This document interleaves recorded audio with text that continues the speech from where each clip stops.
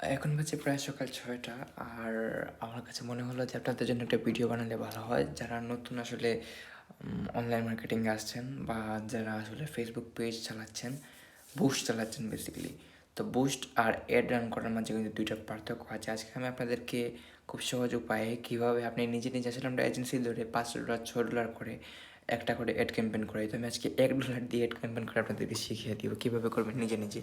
তো এর জন্য আপনাদেরকে প্রথমে বিজনেস সাইটস থেকে বা অ্যাডস ম্যানেজার থেকে একটা অ্যাকাউন্ট খুলতে হবে। অ্যাডস ম্যানেজার অ্যাকাউন্ট, এই যে দেখেন এটা হচ্ছে আমার অ্যাডস ম্যানেজার।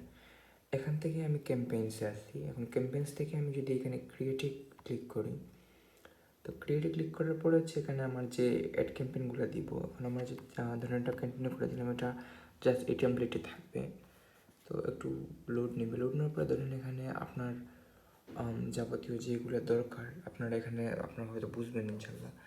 তো এখানে আপনারা ট্রাই করবেন যে আপনার ফেসবুকের লোগোর বদলে ক্রিয়েটেডে গিয়ে আপনি নিজের পোস্টে যে পোস্টটা আসলে বুস্ট করতে চাচ্ছেন সেই পোস্টটা এখানে ইউজ করতে, যে এখানে ইউজের একটা অপশন থাকে, তো আপনারা ইউজ করবেন। যে দেখেন আমার অটোমেটিকলি এইটা আসলে চলতেছে আমার। তো আমার আসলে একটা অলরেডি আপনার শিডিউল করা আছে, সকালে আপলোড হয়ে যাবে। তারপর এখানে পাবলিশে ক্লিক করবেন আপনারা। পাবলিশে ক্লিক করার পরে এই যে দেখেন পাবলিশ হয়ে গেছে আমার। এই যে দেখেন একটা শিডিউলড আছে, একটা পাবলিশ হয়েছে। তো এই পাবলিশ হওয়ার পরে হঠাৎ ধরেন আমার এটা ডিলিট করতে হবে, আমি এটা ইউজ করবো না, নাহলে আমার ডলার কেটে নেবে। তো প্রসেসিং থেকে এটা আমি ডিলিট করে দিব। ওকে, এটা কাট করে দিই।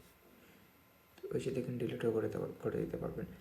তো আপনারা এখানে যেহেতু আমার বাজেট দেওয়া ছিল, তো বাজেটের দেওয়ার সিস্টেম দেখায়নি। আপনারা চাইলে বাজেট এবং ডেট চাইলে একদিনের জন্য $1 ইউজ করতে পারেন, আবার $100 বাজেট দিতে পারেন। আপনার যত বাজেট আপনি তত দিতে পারবেন ইনশাল্লাহ।